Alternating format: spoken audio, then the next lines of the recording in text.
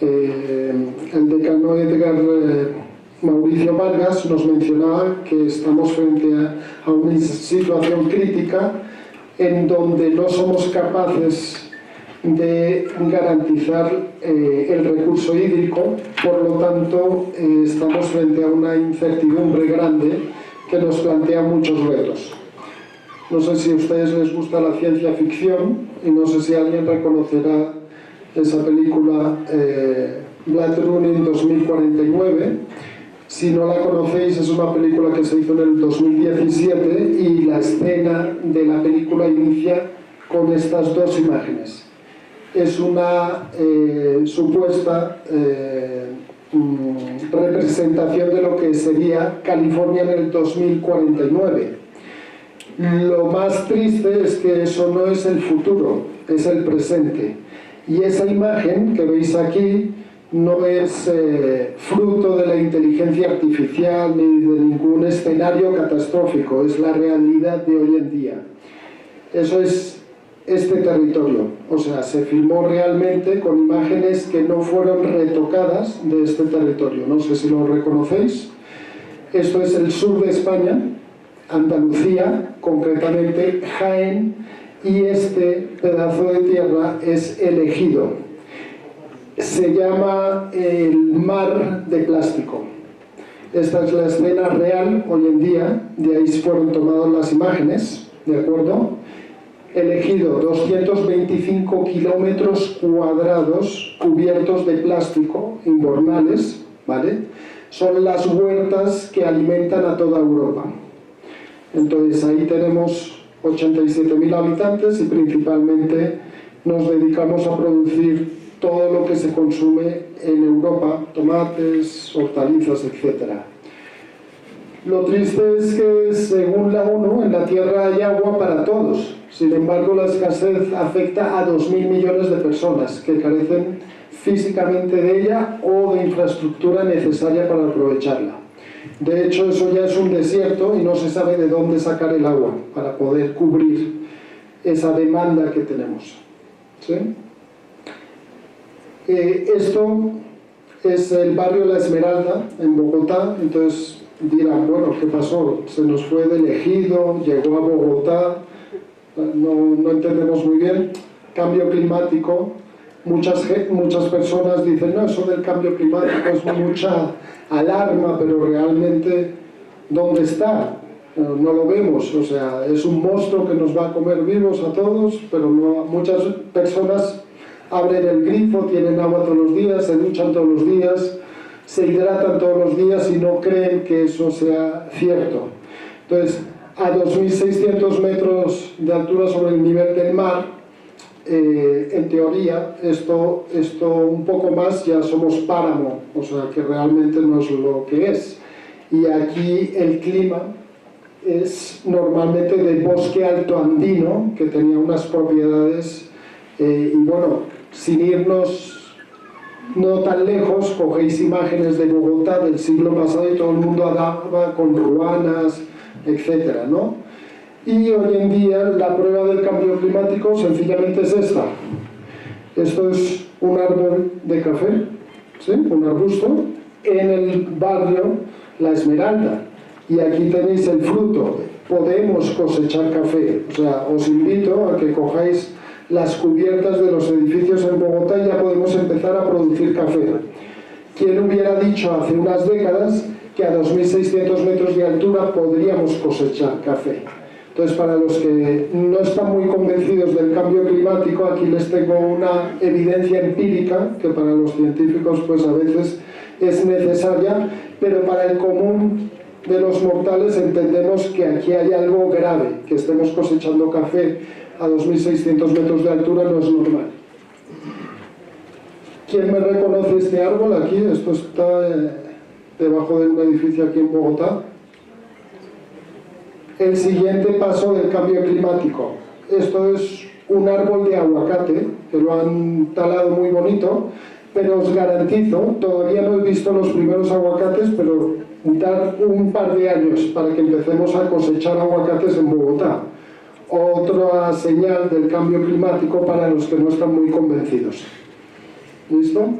Por favor, alguien aquí que haya cosechado aguacates ya en Bogotá para saber si... ¿Sí? Ahí me levantan la mano. ¿Sí? ¿Ya? Cerca de mi huerto, yo tengo en la comunidad un pueblito, Sí. tenemos un huerto y enfrente del huerto hay un árbol de aguacate y da fruto. Ya. Llegó. ¿Cómo es tu nombre? Valentina. Valentina, gracias por la información. Si nos consigues la foto, fabuloso, para tenerla en la próxima presentación. Entonces, bien, si no estamos convencidos, pues aquí está un poco la evidencia empírica, pero perdonadme que sea un poco alarmista, pero traigo imágenes de hace, como quien dice, 2 días, ¿vale? Esto es un río, ¿vale? El septiembre del 2023, el mes pasado, en Brasil. Paradojas de la vida, un remolcador transportando combustible, vehículos, y ha quedado atrapado porque el nivel del río ha bajado y ya no saben qué hacer, porque no pueden transportar, era el medio de transporte para garantizarle a habitantes el combustible, los medios, la alimentación, etc. ¿Listo? Esto ha sido en la cuenca Amazonas, en el municipio de Aranduba, el mes pasado. Otra imagen del 27 de septiembre del 2023, ¿vale? Esa mancha que veis ahí son miles de peces muertos en el lago Piraña y fue tomada hace pocos días. Ha habido un calentamiento excesivo del agua y una bajada de nivel que ha sido medida de 20 centímetros diarios y está causando estas circunstancias. Otra imagen del lago Piraña, en la que podemos observar los resultados, una un poquito más crítica. Aquí es el río Negro, también en Amazonas, en Brasil. Se ha secado completamente y ya hay ahora mismo 500.000 de personas que no solo no tenemos garantías de suministrarle el recurso hídrico, o sea, están en una crisis real, sino que además ya no podemos garantizarle la alimentación, porque los medios de transporte eran por el río. 500.000 de personas. Esta es una foto del 29 de septiembre. Entonces, como os podéis dar cuenta, eso fue algo que les pilló por sorpresa. 20 centímetros diarios fue bajando hasta que se secó completamente el río Negro, que era navegable. Nunca habían tenido una situación como esta. Y otra un poquito más dramática, fueron más de 100 delfines rosados que al alcanzar la temperatura de 39 grados fallecieron en el agua, dentro del agua 39 grados, imaginaros, más de 100 delfines. Entonces, bueno, son situaciones que nos debería preocupar porque no hay antecedentes, nunca habíamos llegado a estos niveles y todavía hay gente que se pregunta si esto del cambio climático es qué, ¿no? En Bolivia tenemos una situación similar en que han tenido una sequía terrible con respecto a los acontecimientos, y aquí os traigo otro acontecimiento de un desastre muy, terrible. Esto fue en Derna, Libia, el mes pasado.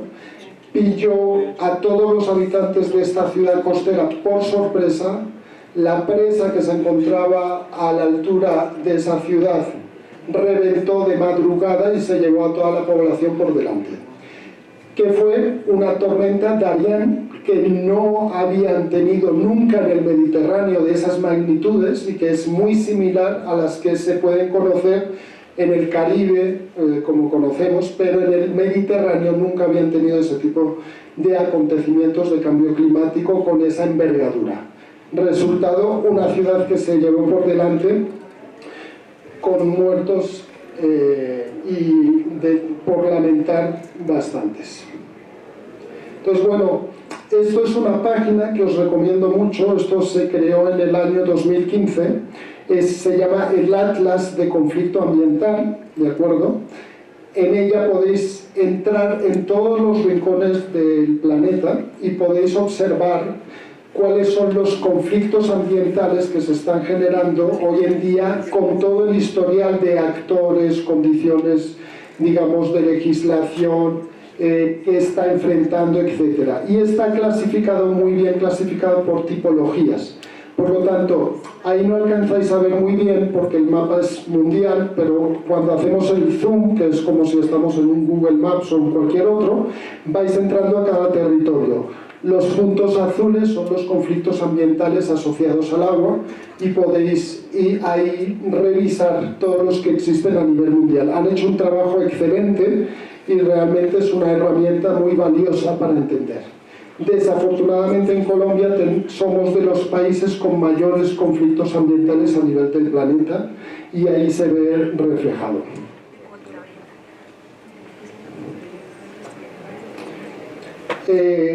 ¿Cuál es nuestro contexto en Colombia? Estas son imágenes del bosque Galilea. ¿Alguien aquí presente conoce bosques Galilea?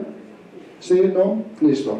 Entonces, queda en Tolima y curiosamente no es muy conocido. Pero ahí hay una lucha de intereses muy fuerte asociada a la explotación del petróleo, el fracking, etcétera, y por lo tanto son reservas muy importantes, no tan conocidas, pero de extensión y de ecosistema importantísimos para nuestro país. Y hay una pequeña comunidad ahí tratando de sobrellevar pues todas esas circunstancias en las que tienen presión por parte de petroleras, presión incluso por fundaciones que están comprando todo el territorio para hacer luego compensación de huella de carbono. Por lo tanto, pues bueno, ahí deberíamos prestar mucha atención en el contexto porque ahí tenemos un ecosistema muy frágil, unos recursos hídricos importantes y la preservación es importante. Entonces imaginaros, si nadie aquí presente es conocedor de que existen y son unas áreas importantísimas, ¿cómo será el conocer cuáles las circunstancias que tienen esos ecosistemas en su territorio? La imagen de esas setas es un poco para recordar, por ejemplo, muchos ecosistemas los desconocemos y la importancia que tienen para el recurso hídrico. Por ejemplo, en Colombia tenemos un repositorio reconocido de más de 3.000 especies de setas que hemos identificado. ¿Y sabéis cuántas hay aproximadamente en Colombia que no conocemos todas? Alrededor de 70.000, imaginaros. Y se dice que todo el ecosistema de las setas y el micelio debajo de la tierra juega un papel fundamental para todo el tema del ciclo del agua y el equilibrio de ellos. Aquí el tema es claro, ¿no? Nosotros tenemos unas actividades económicas, históricas, en las cuales nuestros campesinos pues no han visto otra alternativa y tienen esa dependencia económica de vivir de la agricultura, la ganadería, y muchas veces son actividades que impactan muy negativamente. El tema no es estigmatizar, sino ver cómo se puede generar, diversificar y darle soluciones a los campesinos para que realmente busquemos un equilibrio entre el ecosistema y cómo proteger las fuentes hídricas. ¿Por qué? Porque en el caso de la ganadería son de las que más impactan en el recurso hídrico y en los ecosistemas. Entonces, bueno, de acuerdo con la OCDE, el 80% del consumo de agua lo produce la agricultura y por extensión la ganadería, por supuesto. Pero su uso responde a una demanda en las ciudades. Nosotros somos los que estamos demandando esos impactos. Por lo tanto, somos corresponsables de esas circunstancias, al igual que es el que establezcamos que ese es el tipo de relación que queremos con los ecosistemas. Entonces ahí hay una corresponsabilidad muy importante que tenemos que reconocer, y son las ciudades donde estamos realmente demandando todos esos recursos.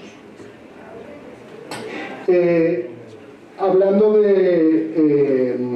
del diplomado de la Escuela del Agua, quiero felicitar al grupo 4 de la Escuela del Agua porque están formulando unos proyectos muy interesantes y hay 3 proyectos formulados. Uno de ellos es este. Están buscando cómo hacer un proyecto basado en la naturaleza para recuperar quebradas que se han secado, en este caso en Silvania. Ya lo están formulando a partir de la siembra de guadua en Silvania y poder recuperar las quebradas y los cuerpos de agua. Entonces, estos proyectos que son soluciones basadas en la naturaleza, sería muy importante poder promover ese tipo de proyecto que están dando un resultado bastante interesante. ¿Cómo lo formulan los estudiantes? Plantean que en el territorio rural, por ejemplo en el caso de Silvania, hay muchas quebradas que ya no corre el agua y que antiguamente sí corría el agua, quebradas, ríos, etc. Proponen que en esos pequeños emplazamientos donde se veía que eran como los nacimientos del agua, poder reservarlos con los campesinos para sembrar guadua. Silvania tiene condiciones para la siembra de guadua, su hábitat natural, y a partir de ahí poder recuperar los cuerpos de agua. Pero al mismo tiempo darle la oportunidad a los campesinos para diversificar y poder hacer un aprovechamiento sostenible del agua, ¿no?, que le permita diversificar su economía. Ese proyecto lo están formulando estudiantes del grupo 4 del diplomado de la Escuela del Agua, y creo que tiene mucho futuro y sería bueno promover que pudiéramos buscarles financiación para que accedan a poder realizar ese proyecto. Por supuesto, hay dos proyectos más que no los quiero dejar de lado, muy interesantes. Otro tiene que ver con el nacimiento del río Bogotá en Villapinzón y su paso por el casco urbano, y un tercero de la Laguna Herrera, que también está planteando con tema de la minería, como es el contexto. Esta imagen que estáis viendo es una imagen real, pero detrás hay una falsa información. Es decir, en el 2019 circulaban esta imagen como dando a entender que la gente en Caracas, en la ciudad de Caracas, estaba cogiendo agua del canal. Realmente es, una falsa información. Lo que está haciendo la gente es cogiendo agua de un ducto de la cometida del agua que está reventado, pero claro, los ángulos de las imágenes que tomaban da a entender. Pero bueno, la moraleja aquí es la siguiente. En Bogotá tenemos casi 8 millones de habitantes. ¿Qué pasaría si hubiera una interrupción del suministro del recurso hídrico? ¿Sí? Pregunta. ¿Cómo haríamos frente? ¿Estamos preparados para hacer frente a esa situación? Entonces, seguramente en esas condiciones donde el recurso hídrico fuera interrumpido en la ciudad de Bogotá, tendríamos esta imagen, pero real, la gente cogiendo agua del canal, ¿vale? Entonces, mala noticia, no estamos preparados para esa situación. ¿Por qué? A pesar de que los canales que corren transversalmente de oriente hacia occidente en Bogotá vienen de la montaña y apenas cuando inician su recorrido ya vienen contaminados, a pesar de que hay una resolución para la descontaminación del río Bogotá que todavía no hemos cumplido, no somos capaces de garantizar que ese agua sea limpia o apta para el consumo. En caso de que hubiera una emergencia de esas características, eso nos salvaría. Por lo tanto, a día de hoy no lo tenemos. ¿De qué forma podríamos ser resilientes o encontrar soluciones para enfrentar envergaduras de ese tipo? La solución la dio un investigador francés hace más de una década. Él estaba un día sentado en su salón de su casa viendo televisión y vio cómo después del huracán que pasó por Filipinas había aviones militares lanzando palets de botellas de agua desde el avión para que la gente tuviera agua potable, porque toda el agua estaba contaminada. Y el problema y el riesgo eran las muertes después por no tener acceso al recurso hídrico. Y el tipo dice, oye, nos hemos vuelto locos, tirar desde aviones palets de botella de agua para una emergencia. Y ahí mismo se le encendió la chispa y diseñó unos dispositivos, unos manuales basados, ¿cómo decís en Colombia la bomba para inflar el neumático de la bicicleta? La bomba. Vale, ¿habéis visto la bomba? se basó en ese principio de la bomba para la bicicleta, le hizo un diseño y le incorporó unos ductos de osmosis inversa para poder coger aguas contaminadas de aguas residuales, de aguas grises o negras, y al pasarla por el sistema tú puedes consumir esa agua perfectamente. Entonces diseñó unas manuales pequeñas y otras más con una capacidad, por ejemplo, para una comunidad de 100 personas. Entonces imaginaros, yo os doy un ejemplo. En una ciudad como Barcelona, ¿de acuerdo?, tienen alrededor de 1000 toneladas de sal almacenada. ¿Sabéis por qué? 1000 toneladas de sal almacenada, que cuesta la plata del mundo. En previsión de que cada 10 o 15 años caiga nieve en la costa, en la ciudad, y tengan que echar sal para evitar accidentes. Imaginaos, la ciudad tiene un depósito con 1000 toneladas de sal para, en caso de una emergencia, cada 15 años, que no es segura, y poder responder a un tema de seguridad vial. Entonces mi pregunta es, ¿estamos preparados para que 8 millones de personas de repente tengamos un fenómeno del Niño que perdure durante un año y podemos garantizarle a 8 millones de personas que tengan 1 litro de agua por persona diario? Entonces, ahí está.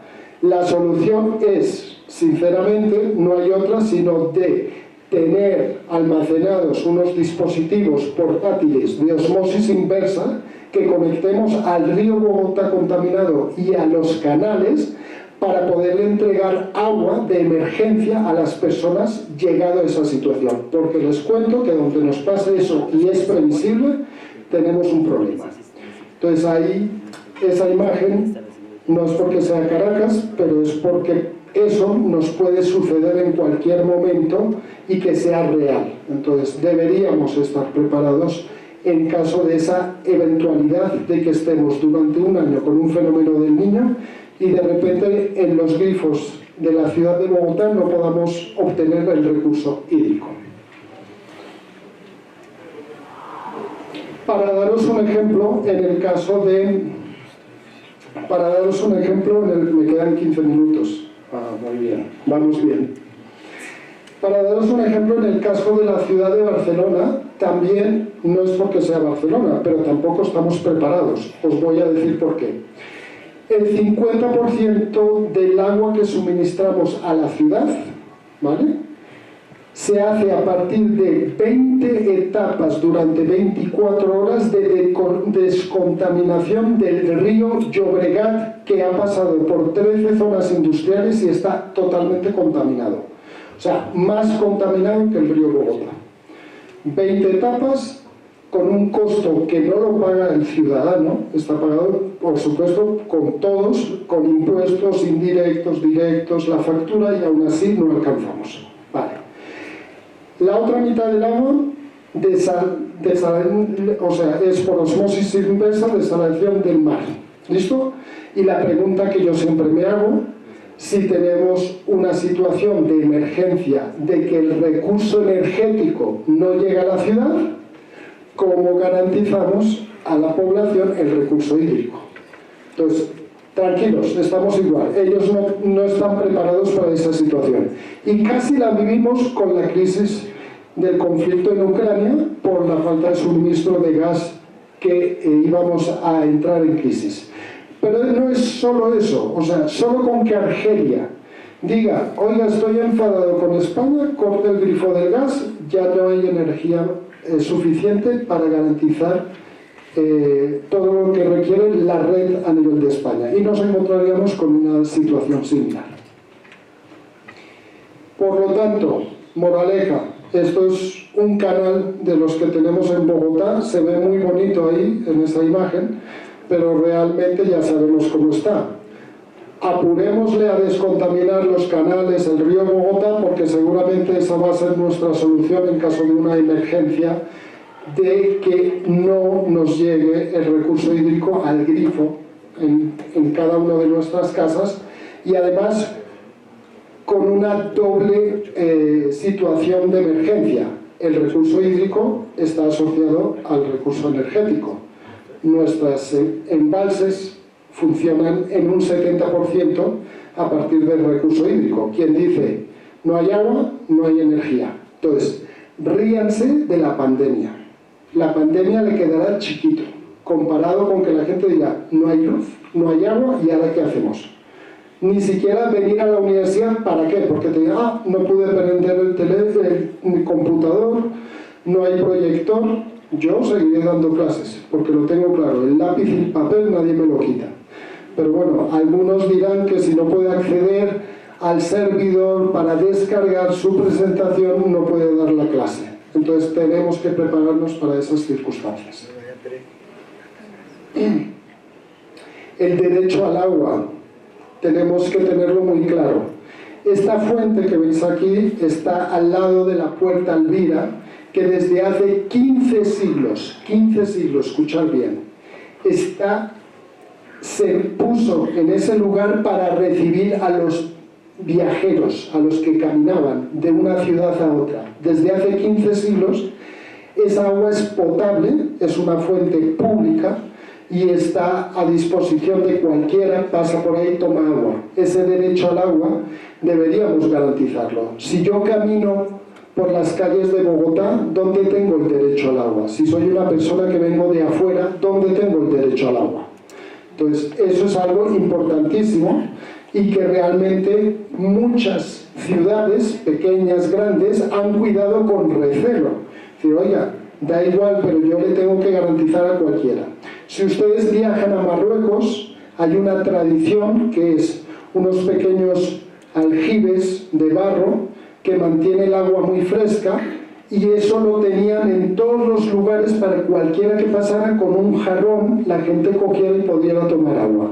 Hoy en día, en el siglo XXI, en el año 2023, en cualquier calle que usted circule del país de Marruecos, hay un aljibe frente a una cafetería, a un restaurante, y está el agua limpia, apta para el consumo para cualquier persona. Y la gente tiene esa tradición, eso es patrimonio inmaterial y es bellísimo. Ahí está, ellos garantizan el derecho al agua a sus ciudadanos. Nosotros lo hemos perdido, con tanto desarrollo, tanta transculturalización, pues no sabemos qué pasa con nosotros. Ahí os recomiendo un libro interesante de Jesús Paniaguas, habla de la historia, tecnología y futuro del agua, por si queréis explorar un poco más algunos temas. Este otro me parece muy interesante, aquí está. El anterior sí es, digamos, hay que comprarlo. Este sí está disponible en internet, es muy interesante y es como en la ciudad de Cádiz ha habido una cultura para garantizar esas fuentes de aguas públicas, de agua potable. Este está accesible y es muy interesante. Y fijaros, el nombre ya nos dice todo, ¿no? Fuentes públicas de agua potable, elemento para el derecho humano al agua y su accesibilidad. ¿Listo? Nosotros no nos quedamos cortos. No sé si aquí reconocéis a alguien este espacio. Ahí alguien está moviendo la cabeza. ¿Dónde es eso? Sí, señora, en su barrio. Muy orgullosa de su barrio. Ecobarrio El Cortijo. Aquí la compañera nos acompaña. Esto es algo que se ha venido implementando en varios ecobarrios y es algo muy interesante. Están garantizando la seguridad hídrica a partir de un sistema muy sencillo. Esto que veis aquí, aparte de que parezca que es un lugar para caminar, que lo es, lo que es un sistema de drenaje de aguas lluvias natural, ¿de acuerdo? Es un ducto debajo de las piedras, recoge el agua, tiene una pequeña inclinación, tiene unos poros para recibir el agua, y en esta plataforma que veis aquí, que la gente se sienta a jugar, a disfrutar, cumple la misma función. Son como unas tablas de madera, pero debajo todo el círculo es una gran superficie para recibir las aguas lluvias y drenarlas. Y automáticamente, finalizado aquí, esta imagen que veis aquí es el final de estas tablas, pasa a un depósito y lo que estáis viendo aquí es una pequeña bomba manual de toda la vida, ¿sí?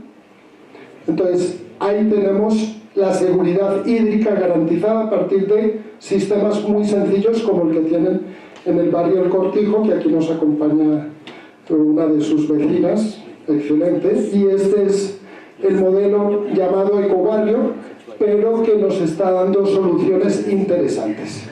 ¿Listo?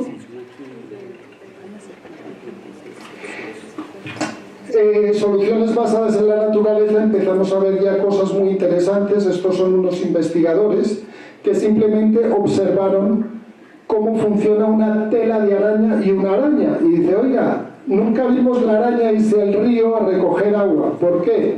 Porque realmente la tela de araña, aparte de ser una trampa para sus presas, su función principal es capturar la humedad del agua y convertirla en agua. Y el agua llega hasta la tela de araña para convertirse en su recurso hídrico y garantizar. Pues ya hay investigadores que están trabajando estas soluciones basadas en la naturaleza para garantizar el recurso hídrico.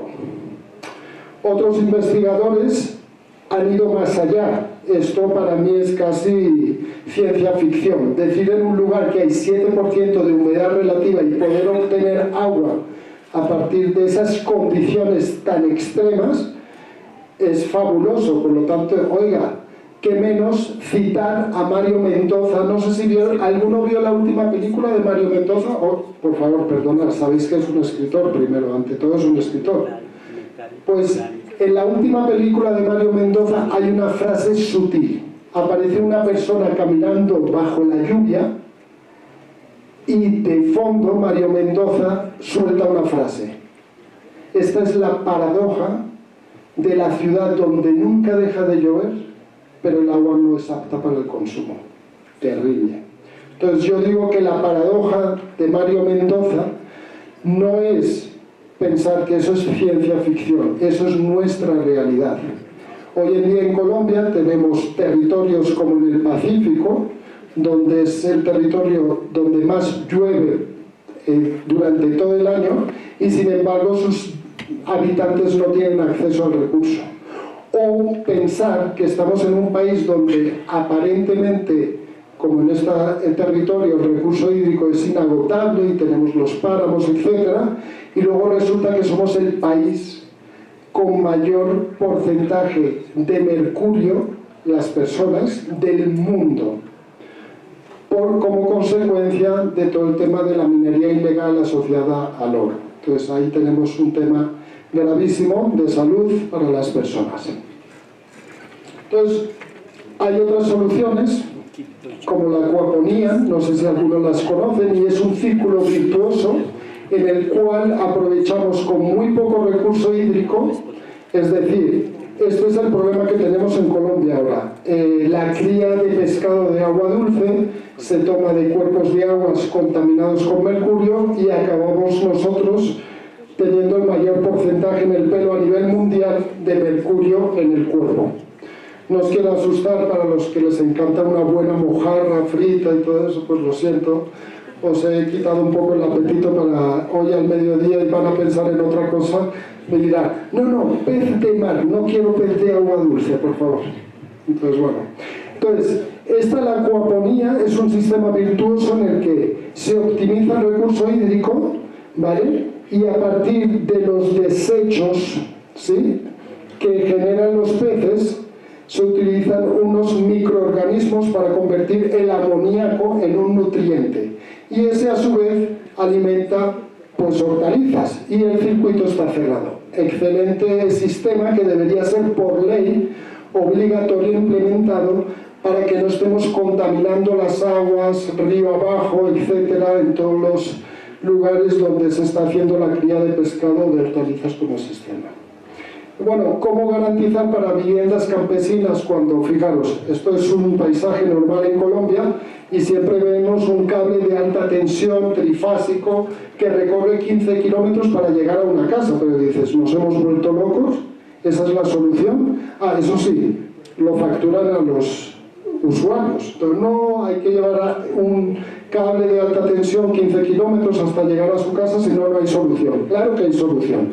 Hay que buscar soluciones locales y podemos encontrar soluciones como esta. Esto lo diseñaron unos canadienses, quebecois, y es un sistema. Si veis esto, y en un lenguaje coloquial, eso de tecnología, ¿sabéis lo que tiene? Exactamente lo que tiene cualquier licuador en vuestra casa. Es una bobina y unas hélices.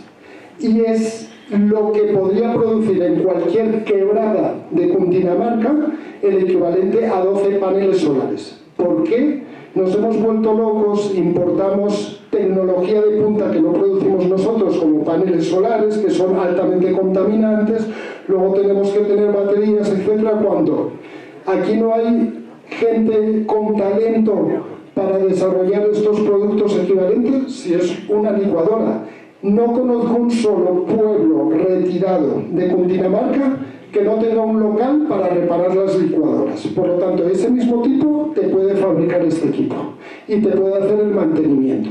Y le garantizamos a alguien en una vereda retirada que tenga autonomía energética a partir del recurso hídrico, sin afectar al cauce del agua, sin impactar al medio ambiente. Por lo tanto, sí tenemos posibilidades alternativas. ¿Esto cómo se está llamando? Tecnología de bajo coste, y es lo que los indios han sido capaces de desarrollar y no depender de tecnología alemana ni depender de tantas historias. ¿Listo? Si alguien necesita referencias de la empresa. Bueno, quiero terminar ahora porque empezamos como muy dramáticos, pero yo quiero transmitir un poco de esperanza, ¿vale? Esto es Merzouga, el desierto de Merzouga. Esto es frontera entre Marruecos y Argelia en pleno desierto. Allí vive un amigo mío, yo lo visité, estas son imágenes en el 2011 que tomé en ese lugar, y el desierto, ellos te dicen, oiga, esto fue un océano, y a pesar de que se convirtió en un desierto hace miles de años, la gente fue capaz no solo de vivir, sino de contribuir positivamente a los ecosistemas, dándole un valor añadido muy importante. Entonces, fijaros que nosotros tenemos en mente que cualquier asentamiento humano es un impacto negativo al ecosistema. Pues aquí vamos a demostrar todo lo contrario y demostrar que hay esperanza de que el ser humano sea capaz de ser parte de la solución y no del problema. Entonces, aquí en teoría uno pensaría que esto es imposible de vivir si no hay agua, si no hay cómo, ahí no puedes sembrar una mata de tomate, nada, o sea, todo acaba en la nada. Pues resulta que esto viene de la época de los faraones, tienen una técnica, y es, ellos consideran que las dunas que se desplazan milímetros cada año, se mueven, ellos dicen, no, cuando mis tatarabuelos, ella estaba como a 1 kilómetro acá y ahora se ha corrido, pero es imperceptible, ¿de acuerdo? Ellos consideran que esas dunas son esponjas que recogen la humedad y que en su interior hay humedad. Pero claro, como se desplazan, ¿de acuerdo?, diseñaron un sistema que viene de la época de los faraones, que es a 20 kilómetros por debajo de la duna trazar un pequeño canal prácticamente en horizontal, que es este canal que veis aquí, que viene por fuera de este muro que protege de las arenas del desierto, ¿de acuerdo?, y en forma horizontal cada kilómetro tiene un pequeño pozo de decantación. Son pocos litros que casi en horizontal caen, sobresale una pequeña superficie y vuelve y sigue el trazo. La inclinación es prácticamente imperceptible, pero el recorrido puede ser 15 kilómetros porque ellos entienden que la duna se desplaza, y aquí, después del muro, llega así, ¿de acuerdo? Fijaros aquí, estáis viendo que hay unas entradas que se ven a lo largo de esta zona, ¿vale? ¿Estos son qué son? Son las huertas de cada familia. Cada familia puede tener 10 metros cuadrados, una cosa así, de cada lado de donde se pasa el canal del agua, ¿vale? Lo que estáis viendo ahí es un chorrito de agua apenas, o sea, posiblemente de aquí a allá solo está recorriendo 5 litros de agua, no más, ¿vale? Entonces, la persona más importante de la comunidad es la que gestiona el agua. En este caso, mi amigo Lassen, que ya veremos más adelante. ¿Cuál es la misión de él? Están sellados con compuertas cada entrada de cada huerta de cada familia, ¿vale? Y tienen establecido cada 2 días una regla de oro, ni siquiera se hablan. Llega a las 8 de la mañana la primera familia, abre la compuerta y le empieza a entrar el agua. Milimétricamente Lassen suelta una hoja cuando está calculando para las 10 familias cuánto tiempo tiene derecho. 1 minuto, 2 minutos, dependiendo de las condiciones en cada momento del año. Le manda una hoja seca que va por encima del agua y el que está en la huerta nada más ve entrar la hoja, cierra su compuerta. Seguidamente el siguiente vecino hace lo mismo, abre, Lassen está pendiente y dice 2 minutos aproximadamente tiene derecho, le manda una hoja y cierra. Y hay una gestión del recurso hídrico milimétrica, de respeto, es un tema impresionante. Y gracias a eso tenemos huertas donde crecen limones, trigo, frutas, hortalizas, todo lo que tú quieres está en este espacio creado por el ser humano y que no se alcanza a ver bien, pero ahí siembran todo y es la seguridad alimentaria garantizada para todas las familias y es el único recurso que tienen acceso. No se lo dio la naturaleza, no talaron un bosque para conseguir eso. Ahora, ahí encuentras nidos de pájaros impresionantes, flora, fauna, de todo, que antes no había porque era en medio del desierto. Y eso es gracias al ser humano. Aquí os dejo con Lassen, su comunidad en Merzouga y muchísimas gracias.